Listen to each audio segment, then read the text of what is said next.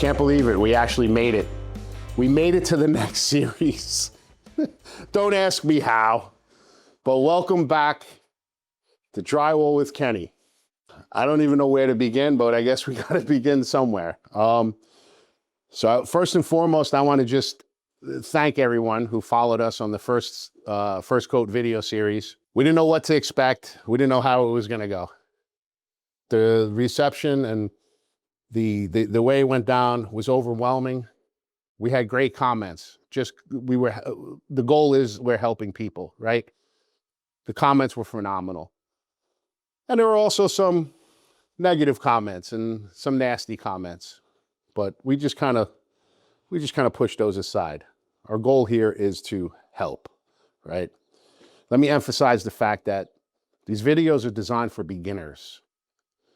These videos are not designed for people who have been in the drywall industry for 50 years and still taping. God bless you out there for those guys who are and who have made comments. This is also what I'm showing people is what has worked for me over the course of my career. I am by no means sitting here telling people that this is better, this is worse, do it this way, don't do it that way. Everybody else has their own methods, which is wonderful. And let me also emphasize the fact that once I show you the beginning techniques, you're not gonna tape like that forever. This is just to get you started. You're gonna eventually find your own groove and what works for you, right? Maybe you don't use the 6-inch knife. Maybe you use a smaller knife to put the compound on. Maybe you don't, like I'm showing you what works for me, okay? And has worked and continues to work, right? I'm on the job every single day. These techniques still work today. So again, thank you for your patience. Welcome back, Drywall with Kenny. We're gonna get into the second coat video series. Before that, I wanna do a quick recap on some of the things that I think that were really, really important, and just to give some clarification on how I proceed with these videos. And I got my little recap book here, so bear with me if I keep going back and forth. Guys, this is a set that I built in my garage, in my home, all right? This is not a job site. That's why there's cross butts, 3 feet. That's why there's cross butts, 3 feet. That's why there's cross butts, 3 feet. This is a little set designed for demonstration, for teaching. This is not a whole house. We're not hanging 12-foot boards. Back in the day, we hung 16-foot, 5/8, 54-inch board. We're not doing that here. We're teaching beginners how to tape. This was the easiest and simplest way to show people how to get started for beginners. Let's go into a few of the things that people got really irate about, but I want to clarify it. Pan versus hawk. I don't care what you use. I don't care if you get the compound out of your goddamn pocket. I don't care. You want to use a pan, use a pan. You want to use a hawk, use a hawk. You want to use a chair or a compound cover, use the compound cover, dude. I don't care how you get the compound on there. The hawk works for me. I've been using it for years and years and years, and it works for me, okay? Use your pan. Use a shingle, I don't care, right? So I just wanted to clear that up. I'm not here telling you that the hawk is better. I'm not here telling you the pan's better. I'm not here telling you any of those things. Use what's comfortable for you, what you like, and that's what's most important, right? That's one of the topics. Let's talk about one of the biggest controversies that we found on the tape, the front and the back. Listen, man. I don't care if you put the tape on backwards. If you've been doing it for 40 years and it works for you, good for you. What I'm trying to emphasize here is that there's a front and a back to the tape, okay? Will it work both ways? Sure, it'll work. Do you want to take the chance? And my point is does a beginner want to take the chance when they're learning that if they put the tape on backwards, there's going to be an issue? No. Let's start from the beginning, the correct way. I want to just grab something real quick. Bear with me. And I'm going to,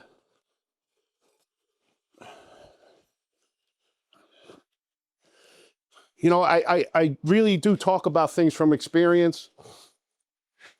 You know, we were doing a 500 board house back in the day. This is 25 years ago.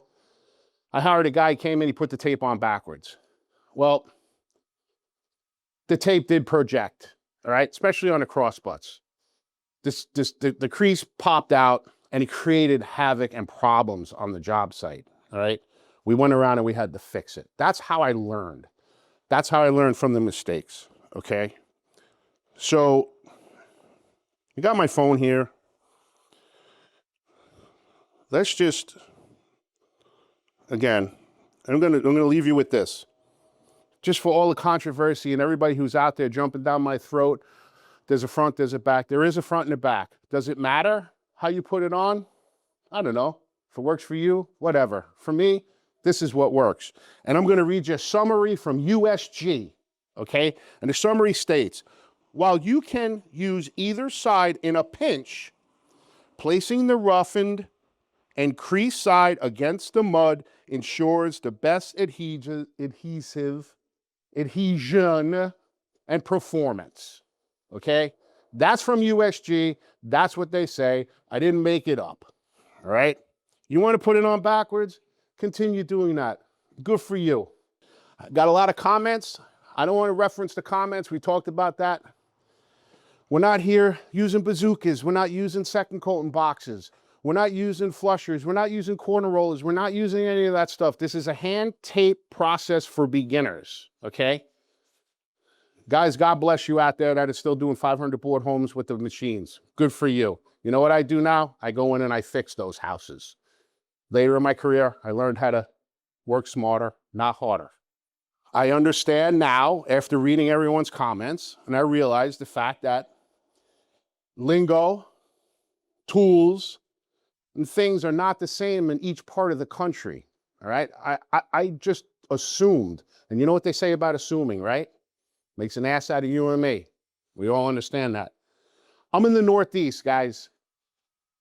I've never seen a box of compound. I've never seen one. We work out of buckets. They're sold in buckets, right? That's why I was referring to the buckets. Mix the buckets. If you're in, you know, the West Coast and you use boxes, good for you. You still got to mix it and you still got to add water to it for whatever coat you're applying that day, okay? So if anybody got offended about the buckets and the boxes, I apologize about that, all right?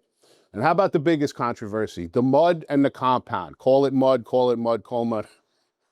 I don't give a shit what you call it. I just don't care. I call it compound, all right? You call it mud. I say mud, I say compound.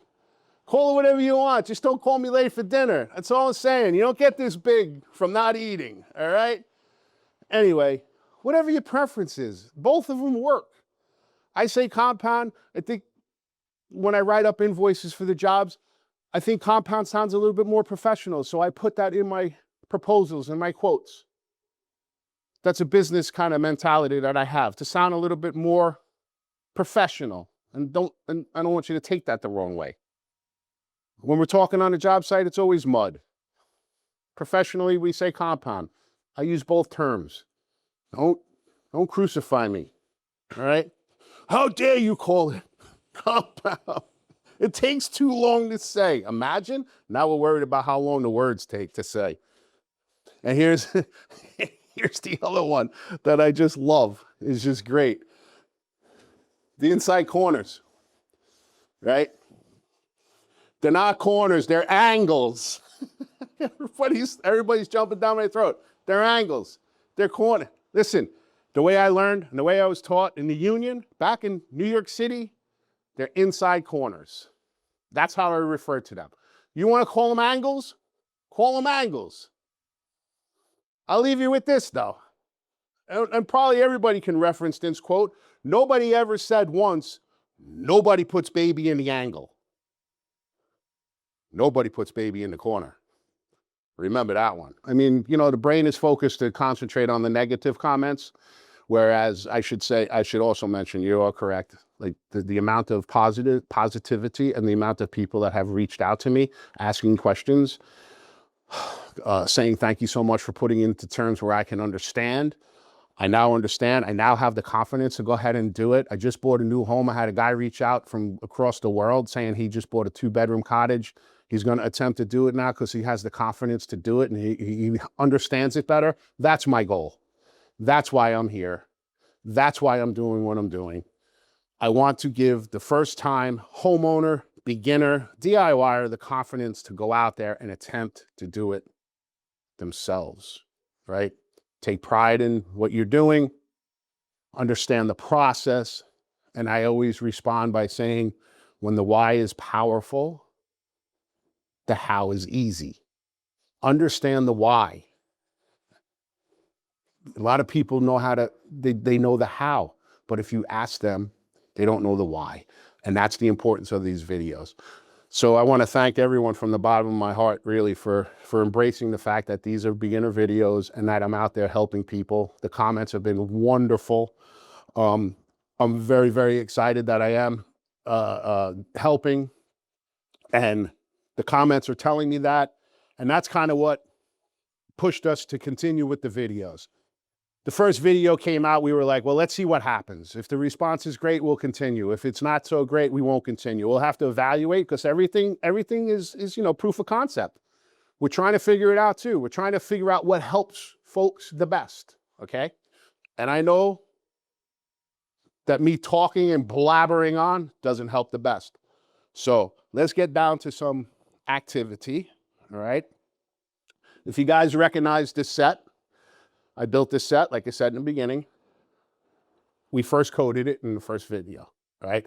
Another thing, let me just clarify how I was taught and what works for me, and so people understand, okay? You see this tape, this tape, this tape, corner tape, seam tape, cross butt tape, okay? Corner bead. This, to me, is considered the first coat. There was a lot of questions like, what's the first coat? This, to me, is the first coat. This is how I reference the first coat and or rough coat, okay? When I learned, it was like, who's going to be roughing today? Roughing meaning the first coat. Kind of like, even look at the other trades, right? When an electrician goes in, he's going to rough out the job. That means they're doing the preliminaries. The plumber, he's going to rough out the job. It's the same idea. So I wanted to clarify that. The tape, to me, is the first coat. So now we are going to do the second coat. And we're going to proceed as follows.